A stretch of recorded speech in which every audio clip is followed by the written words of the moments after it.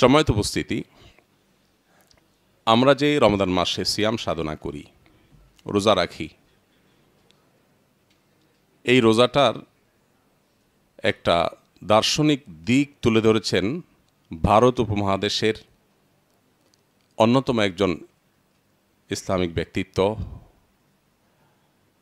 মুসলিম বিশ্বের নোবেল খ্যাত king Faisal award পুরস্কারপ্রাপ্ত হাতে গোনা 2-3 জন মানুষের একজন এই উপমহাদেশের সৈয়দ আবুল হাসান আলী আন-নাদবী রহমতুল্লাহ আলাই, যার নাম হয়তো অনেকে আপনারা শুনেছেন।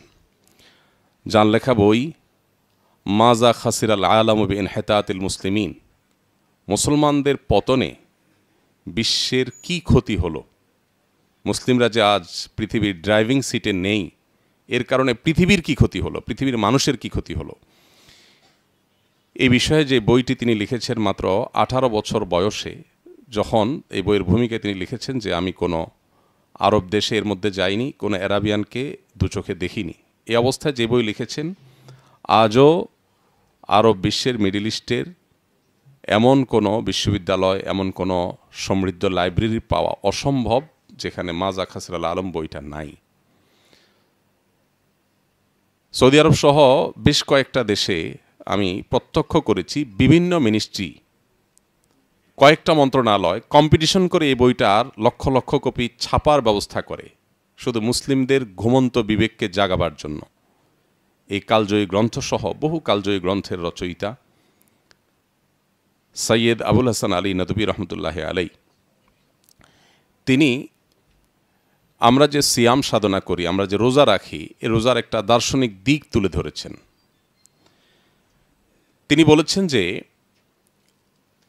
আমরা যে রোজা রাখি, এই রোজাটা মূলত আকার এবং আয়তনে ছোট ফরম্যাটের একটা রোজা, মাত্র 12 থেকে 14, 16, 17 ঘন্টা কম বেশি এই সময়ের রোজা।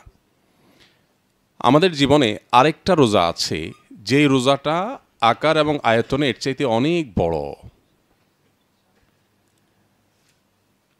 আলেমিয়া নদী রহমতুল্লাহ আলাই এই 2 ধরনের রোজার যে ধারণা তুলে ধরেছেন, আমার কাছে মনে হয়েছে আমরা যে সিয়াম বা সম সাধনা করি, রোজা রাখি, এই রোজার যে আসল তাৎপর্য, এর যে অন্তর্নিহিত উদ্দেশ্য, এর যে নিগূঢ় রহস্য, সেটা তার দার্শনিক ব্যাখ্যার মাধ্যমে খুব চমৎকারভাবে ফুটে ওঠে। আমি তার সে দার্শনিক ব্যাখ্যাটি তুলে ধরার পাশাপাশি আমার নিজস্ব কিছু উদাহরণ, উপমা আমি হয়তো অ্যাড করবো ইনশাআল্লাহ, যেটা আমাদের দেশীয় প্রেক্ষাপটে আমাদের পুরো বিষয়টাকে রপ্ত করতে বা বুঝতে একটু সহজ হবে। আলিমিয়া নদবী রহমতুল্লাহ আলাই বলেছেন যে আমরা যে রমজানের রোজা রাখি, এটা হলো আমাদের জীবনের একটা ছোট ফরম্যাটের রোজা, গুরুত্বের বিচারে ছোট না, আয়তনের বিচারে আকারে ছোট। আর আরেকটা রোজা আছে আমাদের জীবনে, সেটা হলো আকারে সবচেয়ে বড়, সেই রোজাটার নাম হলো জীবনের রোজা। রমজানের রোজা আর জীবনের রোজার মধ্যে প্রায় সব দিক থেকে মিল আছে। আমরা যদি একটু দুইটাকে কম্পেয়ার করার চেষ্টা করি, আমরা দেখব রমজানে যে আমরা রোজা রাখি, এই রোজার শুরু হয় শোভে সাদিকের মাধ্যমে। জীবনের রোজার শুরু হয় মানুষ যখন প্রাপ্তবয়স্ক হয় তখন থেকে। রমজানের রোজার পরিসমাপ্তি ঘটে সূর্য যখন অস্তমিত হয়, জীবনের রোজার পরিসমাপ্তি ঘটে জীবনের সূর্য যখন ডুবে যায়। রমজানের রোজা, এই রোজায় যেরকম নির্দিষ্ট কিছু বিষয় আমাদেরকে দেয়া হয়েছে, এগুলো থেকে আমাদেরকে বেঁচে থাকতে হয়, বিরত থাকতে হয়। রমজানের রোজা যেরকম বিরত থাকার অপর নাম, জীবনের রোজাটাও বিশেষ কিছু আল্লাহর হুদুদ আছে কোরআনে, যেটাকে বারবার করে আল্লাহ বলেছেন ওয়াতিলকা হুদুদুল্লাহ ফালা তা'তাদুহা, এগুলো আল্লাহর সীমানা। জীবনের রোজা রেখে এই সীমানাগুলো ব্রেক করা যাবে না। রমজানের রোজার সাথে জীবনের রোজার এরকম বহুবিধ মিল আমরা খুঁজে পাব, বহুবিধ। আরেকটা মিল আমরা খুঁজে পাব, যে মিলটা আলেমিয়া নদী রহমতুল্লাহ বলেন নাই, আমার কাছে মনে হয়েছে, সেটি হলো জীবনের রোজা যারা রাখেন রমজান রোজা রাখার সাথে দারুণ একটা উদাহরণ এখানে আমরা পাই। রমজান মাসে যদি কেউ রোজা রাখেন, বিশেষ করে ছোট বাচ্চাদের কথা আমি বলতে চাই। আমরা যারা গ্রামে বড় হয়েছি, বিশেষ করে শৈশবটা যারা গ্রামে কাটিয়েছি, তাদের জন্য বোঝাটা একটু সহজ হবে। শহরে যারা আছেন তাদের আসলে অনেক কিছুই বোঝা একটু কঠিন হবে, যাদের শৈশব কৈশোর শহরে কেটেছে। তো মুসলমানদের পরিবারে ছোট ছোট বাচ্চারা রোজা রাখে শখ করে। আজকাল অবশ্য এটাও কমে যাচ্ছে। এখন মা বাবারা সন্তানদের এত আদর করে যে বাচ্চারা রোজা রাখতে চাইলেও অনেক ধার্মিক মা বাবাও দেখা যায় যে বাচ্চাদেরকে বলে, না বাবা তোমার কষ্ট হবে, দরকার নাই, তুমি ছোট মানুষ, তোমার পর রোজা ফরজ না। আমরা উল্টা চিত্র দেখেছি। আমরা শৈশবে যখন রোজা রাখার চেষ্টা করতাম, বা আমাদের বয়সে আমরা দেখতাম ছোট শিশু কিশোর রোজা রাখার চেষ্টা করতো, বাবা মা দাদা দাদি সবাই উৎসাহ দিতেন, উদ্দীপনা দিতেন। এই জন্য যে পরিমাণ চ্যালেঞ্জ আমি নিতে পারি, আমার ছেলে সে পরিমাণ চ্যালেঞ্জ নিতে পারে না। আমি যে পরিমাণ স্ট্রাগল করতে পারি সকাল থেকে বিকাল পর্যন্ত, 24 ঘন্টার ভিতরে 2 ঘন্টা ঘুমেও যে আমি কাজ করতে পারি, দৌড়াইতে পারি, আমার ছেলে মেয়েরা সেটা পারে না, কারণ তারা সে স্ট্রাগল করে বড় হয়নি আসলে। তো যে কথা বলছিলাম, যে ছোটবেলায় বাচ্চারা যখন রোজা রাখে, মুসলিম পরিবারে বাবা মা দাদা দাদি বড় ভাই বড় বোন সবাই ছোটদেরকে স্নেহ করেন, রোজা রাখতে সাহায্য করেন। আমরা যদি একটা চিত্র কল্পনা করি, একটা পরিবারে 2টা ছেলে, ধরা যাক একজনের বয়স 10, আরেকজনের বয়স 12 কি 13। এই 2 ভাই একসাথে রমজান মাসে রোজা রেখেছে। রোজা রাখার পর সব ছেলে মেয়ে তো আর একরকম ধৈর্য বা একরকম সংযমের হয় না। 10টা 11টার দিকে দেখা যায় একটু কষ্ট হতে শুরু করে। ছোট মানুষ কখনো এভাবে না খেয়ে থাকেনি, উপবাস থাকেনি, তার একটু কষ্ট হয়। তো এর মধ্যে তাদের মধ্যে ছটপটে ভাব শুরু হয়। আমরা লক্ষ্য করি নতুন রোজাদারদের কমন কিছু জিনিস আছে, এর মধ্যে একটা হলো এই ছটপটে ভাব, আরেকটা হলো ঘন ঘন থুতু ফেলা। এটা নিশ্চয়ই শৈশবে আমরাও কম বেশি সবাই করেছি। থুতু গিললে রোজার কোনো ক্ষতি হয় না, এই মাসআলা জানুক আর না জানুক, জীবনের প্রথম রোজা রাখার পর থুতু গিলতেও বিবেকে বাদে, আরে রোজার কোনো ক্ষতি করতেছি কিনা। এই জন্য পোলাপান দেখবেন যে রোজা রাখার পর ঘন ঘন বেসিনে যায়, ঘন ঘন থুতু ফেলে। তো আরেকটা চিত্র বাচ্চাদের রোজা রাখার পর দেখা যায়, সেটা হলো এই যে 10টা 11টা 12টা এই সময়গুলো যখন আসে, তখন তারা বেশ প্রথম কষ্টের চোটে ছটপট করতে থাকে। এই ছটপটে ভাবের পর ওই যে 10 বছর আর 13 বছরের 2 ভাই রোজা রেখেছে, তাদের একজন আর কোনোভাবে সে রোজা কন্টিনিউ করবে না, তার আর কষ্ট সহ্য হচ্ছে না, সে রোজা ভেঙে ফেলবে। সে যখন রোজা ভাঙতে চায়, বাবা মা প্যারেন্টস দাদা দাদি সবাই তাকে বোঝানোর চেষ্টা করেন, কিন্তু যতই বোঝানোর চেষ্টা করেন, যে একটু অধৈর্যশীল হয়, সে বলে না আমি কোনোভাবে রাখবো না, আমি আরেকদিন রাখবো। সে হয়তো রোজা ভাঙার ডিসিশনে অটল থাকে। আরেকজন মুখটা ফ্যাকাশে হয়ে যায়, শুকিয়ে যায়, সে কিন্তু রোজাটা ভাঙে না, রাখে। এবার আমরা একটু দেখব এই 2 জনের মধ্যে যে ভাই রোজা ভেঙেছে আর যে ভাঙেনি, এই 2 জনের কার পরিণতি কি হয়, কার ভাগ্যে কি জোটে। এবার আপনাদের কাছে প্রশ্ন থাকবে, সকাল 10টা 11টার দিকে যদি কোনো মুসলমান ফ্যামিলিতে কোনো নতুন রোজাদার রোজা ভাঙে, তো ডেফিনেটলি রোজা ভাঙার ফলে সে একটু খাওয়ার আনন্দ পাবে, তৃষ্ণা মিটাবার আনন্দ পাবে, তৃপ্তি পাবে। কিন্তু সেটা কি দিয়ে? মুসলমানদের ঘরে রমজান মাসে সকাল 10টা 11টার দিকে যে খাবার থাকে, সে খাবারের কোয়ালিটি কি থাকে? ধরেন ভাত যেগুলো থাকে, নিশ্চয়ই হয় পান্তা না হয় বাসি। আর তরকারি যেগুলো থাকে, মাছের নিশ্চয়ই ভালো ভালো টুকরোগুলো, পেটি পুটি, এগুলো সব বড় রাতে শেষ হয়ে গেছে। এখন যেগুলো আছে, হয়তো মাছের লেজ আছে, কানকল্লা আছে, অথবা বাছাই করা যেগুলো থেকে গেছে সেগুলো আছে। আর তরকারি যেগুলো আছে, গোশত হোক আর মাছ হোক আর ডাল হোক, যাই থাকুক, 100% নিশ্চিত যে এগুলো সবই বাসি।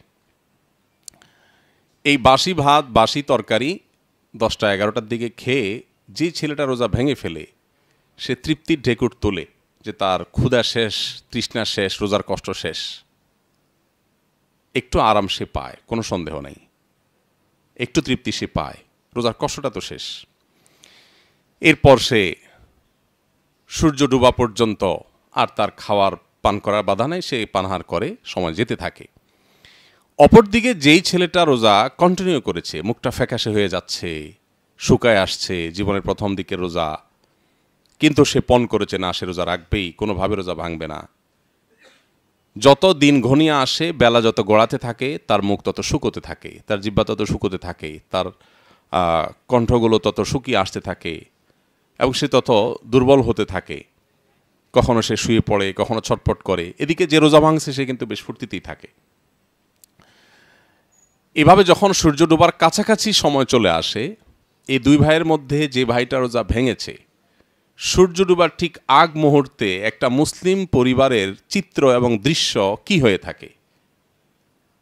দস্তরখান বা ডাইনিং টেবিলে ইফতারের বিভিন্ন আইটেমগুলো সুন্দর করে সাজতে থাকে, আর মা, বোন, বাসার মেয়েরা, ছেলেরা সবাই মিলে ইফতারির সে ডালা সাজানোর জন্য ব্যস্ত থাকেন।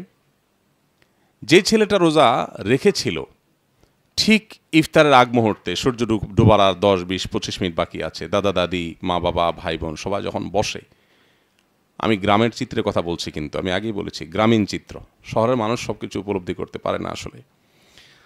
তো গ্রামে যদি এরকম একটা অবস্থা তৈরি হয় ইফতারের আগ মুহূর্তে, যে আপনি বিছানা বিছিয়ে ইফতারের সব আইটেম নিয়ে বসছেন, শরবত, ঝাল, মিষ্টি সব আইটেম সাজানি বসছেন ফলমূল নিয়ে, যে ছেলেটা রোজা থাকে সেই ছেলেটার অবস্থান থাকে যে সে ডাইনিং টেবিলে দাদার কাছে, বাবার কাছে, মায়ের কাছে খুব যত্ন সহকারে থাকে এবং সবাই তার মাথায় হাত বুলাতে থাকে, পিঠে হাত চাপাতে থাকে। মাশাআল্লাহ, এই তো আর 20 মিনিট, আর 15 মিনিট, এই তো আর একটু বাকি, আজান দিল, আর দেরি নাই, দেখো এই যে কত রকমারি খাবার তোমার জন্য আসছে। তাকে কিন্তু একের পর এক সে খাবারের প্রলোভন, খাবারের জন্য তাকে উৎসাহ দেওয়া, উদ্দীপনা দেওয়া, মানে সে যে জিতে গেল, সে যে জয়ী হয়ে গেল তার জীবনের রোজায়, রমজানের রোজায়, এটার জন্য তাকে উৎসাহ দিতে থাকে। আর যেই ছেলেটা রোজা ভেঙে ফেলছিল 10টা 11টার দিকে, ওর অবস্থা কি হয় বলেন তো একটু? আমরা কেউ কি একটু কল্পনা করতে পারি কি হতে পারে গ্রামীণ মুসলিম পরিবারে? ও যদি ইফতারির এই ডাইনিং টেবিল বা ইফতারের বিছানা বা দস্তরখানার কাছাকাছিও ঘেঁষে, দেখা যায় যে কখনো হয় মা দিছে ধমক, তুই এখানে কি করস, তোর না বলছি বাবুরে রাখার জন্য, বেচারা দৌড় দিয়ে যায় বাবুর কাছে। আবার হয়তো কিছুক্ষণ বাবুরে রেখে সান্ত্বনা দিয়ে আবার আসছে, আরে এত সব খাবার গ্রানের সব মোহিত হয়ে গেছে। এবার বাপে দেয় ধমক, তোর না বলছি যে মোমবাতি নিয়ে আসার জন্য দোকান থেকে, তো এখানে কি করস। আবার হয়তো আরেক বোনে ধমক দিছে যে তোমার বলছি না যে মোরগগুলো ধরো খোয়াড়ে, তোমার না বলছি অমুক কাজটা করো, এই তাড়াতাড়ি করে চামচটা নিয়ে আসো। এই বেচারা দৌড়ের উপরে থাকে। আর যে রোজা রাখছে কষ্ট করে, তার রাখতে কষ্ট হয়েছে, কিন্তু ইফতারের আগ মুহূর্তে সে যে আদরটা পায়, সে যে যত্নটা পায়, সেই যত্নকে পৃথিবীর কোনো কিছুর সাথে তুলনা করে কখনো বোঝানো যাবে না। ইফতারের আগ মুহূর্তে আমরা সবাই কিন্তু একটা আনন্দ পাই, নিশ্চয়ই আমরা লক্ষ্য করি, তাই না? আমার কাছে মনে হয় পৃথিবীর কোনো খাবারে এই তৃপ্তি নাই ইফতারের এক টুকরো খেজুর, এক ঢোক পানি, একটু শরবতের মধ্যে যে তৃপ্তি। যারা রোজাদার তারা সবাই আমরা ফিল করার কথা। দেখুন, ইফতার হলো, আরবিতে আমরা ইফতার বলি, এর বাংলা অর্থ কি? নাস্তা, যেটাকে ফুতুর বলি। ফুতুর ইফতার একই জিনিস, একই মূলধাতু থেকে উৎকলিত। ইফতার মানে নাস্তা। সারা বছর আমরা রাতভর না খেয়ে থেকে সকালে নাস্তা খাই, আর রোজা রেখে দিনভর না খেয়ে থেকে ব্রেকফাস্ট করি। এটাই একই জিনিস, শুধু টাইমটা চেঞ্জ হয়েছে। পার্থক্য আরেকটা আছে, সেটা হলো সাধারণ নাস্তা একটা মোবাহ কাজ, জায়েজ কাজ, কেউ খাইলে সওয়াব নাই, না খাইলে গুনাহ নাই, বৈধ একটা কাজ। কিন্তু রোজা রেখে ইফতার করলে সেটা শুধু বৈধ কাজ না, সেটা একটা সুন্নাহ, এর ফলশ্রুতিতে একটা সওয়াব পাবে বান্দা। সবচেয়ে বড় পার্থক্যের জায়গাটা হলো, নাস্তা যদি আপনি কোনো বুফেও করেন, 20-50 আইটেমও যদি আপনার সামনে উপস্থিত থাকে, নিশ্চয়ই আপনি অনুভব করবেন ইফতারের সামান্য সাদামাঠা আয়োজনও সামনে নিয়ে যে আপনি বসে থাকেন, সূর্য ডুবার জন্য অপেক্ষা করেন, এই যে আনন্দ, এই যে আপনার অবর্ণনীয় তৃপ্তি, এই যে আপনার জান্নাতি এক স্বাদ, এই স্বাদ পৃথিবীর কোনো খাবারে নাই। আর এই কথাটাকেই নবী করিম সাল্লাল্লাহু আলাইহি ওয়াসাল্লাম তাঁর ভাষায় বলেছেন, লিসাইমি ফারহাতান, ফারহাতুন ইনদা ফিতরি ওয়া ফারহাতুন ইনদা লিকাই রাব্বি। রোজাদারকে আল্লাহ তাআলা দুটি আনন্দ দেন, তার একটি হলো ইফতারের সময়, আরেকটি হলো আল্লাহর সাথে সাক্ষাতের সময়। এই ইফতারের সময়, এটার আবার দুইটা ব্যাখ্যা। একটা হলো প্রতিদিনের প্রাত্যহিক ইফতারের সময়, আরেকটা ব্যাখ্যা হলো ঈদের সময়, সেটা হলো পুরো রমজানের ইফতার। ঈদের মধ্যে আল্লাহ যে আনন্দ রেখেছেন, সে আনন্দ অন্য কোনো আনন্দে বা উৎসবে নেই। ইফতারের মধ্যে যেটা আছে সেটাও কোথাও নেই। তো যেই ছেলেটা রোজা সম্পন্ন করে, সে কিন্তু ইফতারের সময় এই পরম আনন্দটা অন্য রোজাদারদের চাইতে একটু বেশিই পায়, কারণ সবাই তাকে আদর করে। আজান হয়ে গেছে, সাথে সাথে কেউ তাকে খেজুর এগিয়ে দিচ্ছেন, কেউ তাকে হয়তো শরবতটা আগায় দিচ্ছেন, কেউ হয়তো ফল আগায় দিচ্ছেন, মা হয়তো আরেকটা আগায় দিচ্ছেন, বোন আগায় দিচ্ছেন। তাকে খাওয়াতে খাওয়াতে সবাই বেদিশা, এমন একটা অবস্থা। আর যে ছেলেটা রোজা ভেঙে ফেলেছে, সে কিন্তু দৌড়ের উপরে, সেও খায়, সেও পায় ইফতার, কিন্তু সেটা হলো সেকেন্ড ইনিংসে। আমাদের ইফতারের দুইটা ইনিংস থাকে সাধারণত। আমরা ইফতারের একটা ইনিংস শেষ করে, এটা আমাদের আব্দুল্লাহ সাইফুল্লাহ ভাইয়ের ভাষা, ইনিংসের এই আইডিয়াটা, যে ইফতারের এক দফা আমরা খেয়ে এরপরে আমরা যাই মাগরিবের নামাজে, ইনিংস ঘোষণা দিয়া, এরপর নামাজ পড়ে এসে আমরা সেকেন্ড ইনিংস ওপেন করি। তো যারা রোজা ভাঙে, এরা সাধারণত সেকেন্ড ইনিংসের কিছু পায়। এই বেচারা সকালে যে 10টা-11টার দিকে রোজা ভাঙে খাইছে, সেগুলোও খাইছে বাসি, আর এখন যেগুলো খায় সেগুলো থাকে বাসি না হইলেও বাছা। সন্দেহ আছে কোনো? এই উদাহরণটা টানলাম যে জন্য, সেটা হলো আমরা যে বলেছি আমরা রোজা রাখি, যে এই রোজাগুলো আয়তনে আকারে ছোট রোজা, বড় রোজার ব্যাপারে আমাদেরকে প্রশিক্ষিত করে এই ছোট রোজা, জীবনের রোজা রাখতে আমাদেরকে সাহায্য করে এই ছোট রোজা। রমজানের এই রোজা যেটা আয়তনে ছোট, আকারে ছোট, এই রোজা রেখে যেরকম আমাদের অনেকগুলো বিষয় নিষিদ্ধ, সেগুলো যদি আমরা মেনে চলতে পারি, জীবনের রোজাকে যদি আমরা অক্ষুণ্ণ রাখতে পারি, অটুট রাখতে পারি, তাহলে তার সুফল কি হতে পারে, ওই গ্রামের দুই ভাইয়ের রোজার উদাহরণ থেকে সেটা আমি বোঝাবার চেষ্টা করেছি। এবার আসুন কোরআনের সাথে মিলাই। কোরআন খুললে আমরা দেখতে পাই আল্লাহ রাব্বুল আলামিন বলেছেন, ইন্নাল্লাযীনা ক্বালু রাব্বুনাল্লাহ সুম্মা ইসতাকামু তাতানাজ্জালু আলাইহিমুল মালাইকা আল্লা তাখাফু ওয়ালা তাহজানু ওয়া আবশিরু বিল জান্নাতিল্লাতী কুনতুম তুআদুন। যারা জীবনের রোজাকে কমপ্লিট করে, জীবনের রোজাকে যারা ভাঙে না, ভঙ্গ হলেও সাথে সাথে আবার জোড়া দিয়ে দেয়, এটা একটা পার্থক্য। রমজান রোজার সাথে জীবন রোজার একটাই পার্থক্য বলতে পারি, সেটা হলো রমজানের রোজা ভেঙে গেলে আর জোড়া দেওয়া যায় না, কিন্তু জীবনের রোজা ভেঙে গেলে জোড়া দেওয়া যায়। কেন? কারণ জীবনের রোজার আয়তন 50, 60, 70 বছরের দীর্ঘ। এত দীর্ঘ আয়তনের রোজা রাখা মানুষের জন্য কঠিন। সেজন্য আল্লাহ রাব্বুল আলামিন সেখানে সেই রোজা ভেঙে গেলে সাথে সাথে তওবা নামক এই ইবাদতের মাধ্যমে, এই রিপেয়ারিং সিস্টেমের মাধ্যমে সেটাকে আবার জোড়া লাগাতে পারে। তো এইভাবে যদি জীবনের রোজাকে কেউ জোড়া লাগাতে লাগাতে জীবনের সূর্য ডোবা পর্যন্ত নিয়ে যায়, ওই দুই ভাইয়ের রোজাদার ভাইকে যেরকম সূর্য ডোবার আগ মুহূর্তে পরিবারের সবাই আদর কদর শুরু করেন, অভয় দেখাতে শুরু করেন, আর দেরি নাই, এই তো তোমার কষ্ট শেষ, ঠিক জীবনের সূর্য যখন মানুষের ডুবন্ত থাকে, তার আগ মুহূর্তে ওই ব্যক্তির সাথে আল্লাহর পাঠানো ফেরেশতারা কোরআনের বর্ণনা অনুযায়ী তাকে সান্ত্বনা দেন, আর দেরি নাই, লা তাখাফু ওয়ালা তাহজানু, তোমার কোনো টেনশন নাই, তোমার কোনো ভয় নাই, বহু কষ্ট করেছো আর নেই, ওয়া আবশিরু বিল জান্নাতিল্লাতী কুনতুম তুআদুন, জান্নাতের সুসংবাদ গ্রহণ করো। এই সে জান্নাত। কোন কোন হাদিস থেকে আমরা জানতে পারি, জান্নাতি ব্যক্তির মৃত্যুর আগ মুহূর্তে জান্নাতের নেয়ামতগুলো উপস্থাপন করা হয় তার সামনে, সে দেখতে পায়, সে তখন আনন্দে আহ্লাদিত হয়ে যায়। আমরা মনে করি সে হয়তো প্রিয়জনের ছেড়ে যাওয়ার, রেখে যাওয়ার বেদনায় সে হয়তো কাতর, কিন্তু না, জান্নাতি মানুষ ওই সময় জান্নাতের নেয়ামতসমূহ দেখে আল্লাহর সাক্ষাৎ এবং জান্নাত লাভের যে তার ব্যাকুলতা, তার যে আনন্দ, সে আনন্দ সে উপভোগ করতে করতে দুনিয়া সে ত্যাগ করে চলে যায়।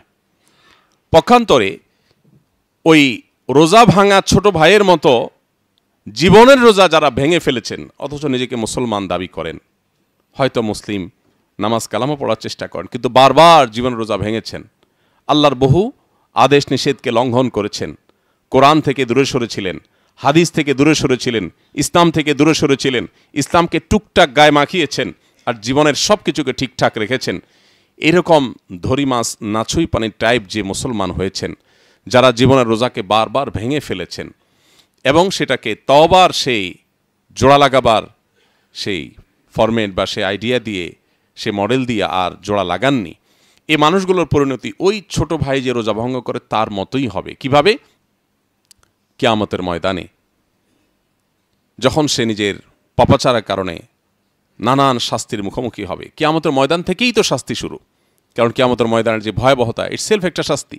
এরপর যখন পদে পদে শাস্তিগুলো সে ভোগ করতে থাকবে, একটা পর্যায়ে অন্য জান্নাতীরা জান্নাতে যাওয়ার বহু সময় পর সে হয়তো জান্নাতে যাওয়ার সুযোগ পাবে। আহলে সুন্নাহ ওয়াল জামাতের আকীদা এবং বিশ্বাস এটাই যে কোনো মুসলমান যদি মারা যায়, ঈমান নিয়ে যদি মারা যায়, তার পাপাচারের কারণে সে যদি জাহান্নামে যেতেও হয়, একটা সময় আল্লাহ তাকে মাফ করে জান্নাতে দিবেন ইনশাআল্লাহ। কিন্তু ওই যে রোজাভঙ্গকারী, রমজানের রোজাভঙ্গকারী যেরকম বাসি জিনিস পায়, জান্নাতে অবশ্য কোনো কিছু বাসি হয় না, সেও পরে পাবে, আগে পাবে না। এখন সিদ্ধান্ত আমাদেরকে নিতে হবে, আমরা কি রমজানের রোজা থেকে জীবনের বৃহত্তর রোজার জন্য প্রস্তুতি গ্রহণ করব, শিখব, প্রশিক্ষণ নিব? রমজানের রোজাকে ধরে রাখার জন্য যেরকম আমরা কসরত করি, আমরা যেরকম চেষ্টা করি, আমাদের জীবনের রোজাকে ধরে রাখার চেষ্টাটা আমরা করব কিনা, এই সিদ্ধান্ত আমাদেরকে নিতে হবে। সময়ত ভাইরা, আজ ভোগবাদী এই পৃথিবীতে যেদিকে তাকাবেন, চতুর্দিকে দেখবেন শুধুমাত্র ভোগের আহ্বান। চতুর্দিকে আপনি প্রতিটি বিজ্ঞাপনী বিলবোর্ডের দিকে তাকালে দেখবেন আপনাকে ভোগের জন্য ডাকা হচ্ছে, আহ্বান করা হচ্ছে। প্রতিটি অ্যাডভার্টাইজমেন্ট, প্রতিটি প্রচার, প্রতিটি ঘোষণা, সব আয়োজন ভোগের জন্য। ইসলাম আমাদেরকে এমন এক জীবন ব্যবস্থা দিয়েছে, এখানে আমাদেরকে ত্যাগের শিক্ষা দেওয়া হয়। এই জন্যই তো মুসলিমদের কেউ দমাতে পারে না যদি মুসলিমরা মুসলিম হয়। আল্লাহ যে বলেছেন, ওয়া আনতুমুল আ'লাউনা ইন কুনতুম মুমিনিন, ঈমানদার হয়ে থাকলে তোমাদেরকে কেউ হারাতে পারবে না, সুযোগ নাই, নো অপশন।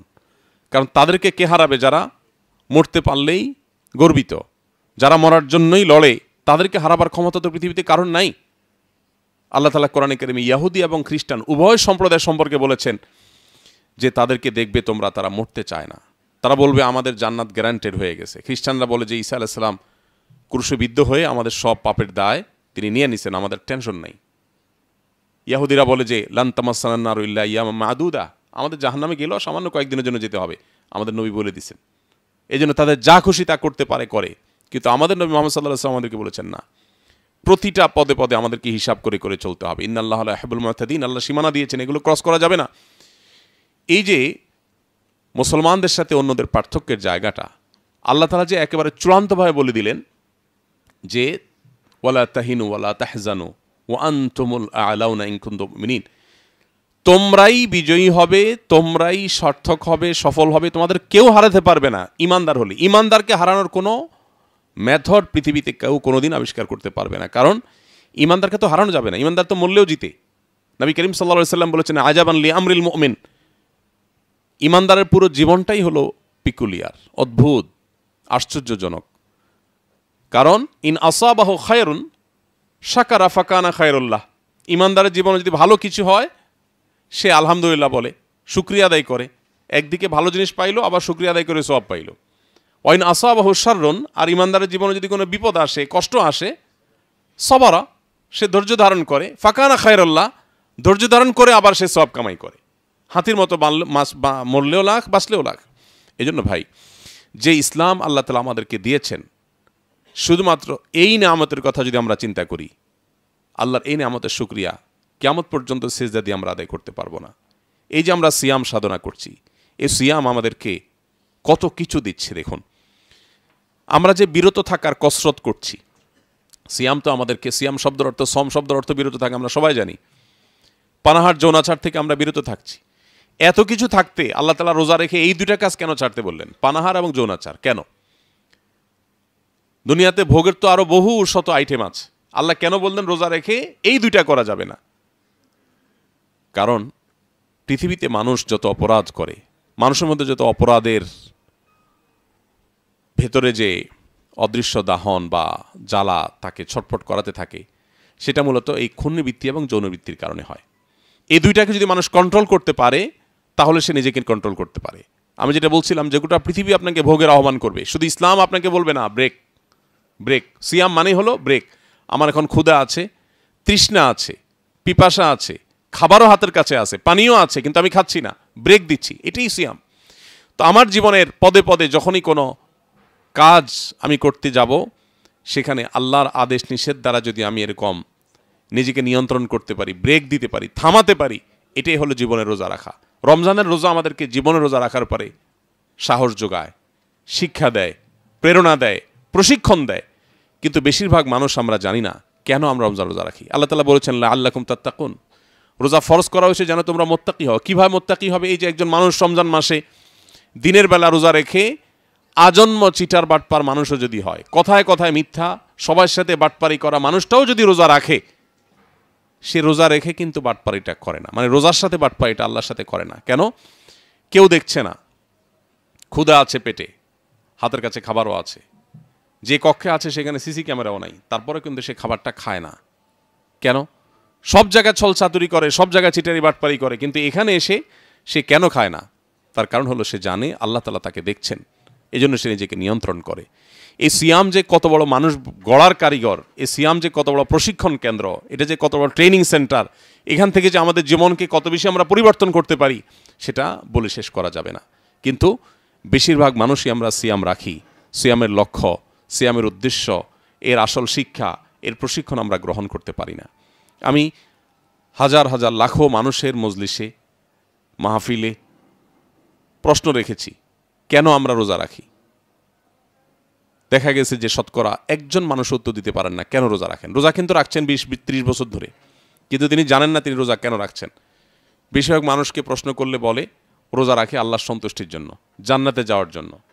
আমি বললাম সঠিক উত্তর তো না। এটা রোজার ফাইনাল উদ্দেশ্য হতে পারে, প্রাইমারি টার্গেট এটা না, প্রাথমিক লক্ষ্য এটা না। প্রত্যেকটা কাজের একটা প্রাথমিক লক্ষ্য থাকে আর একটা চূড়ান্ত লক্ষ্য থাকে।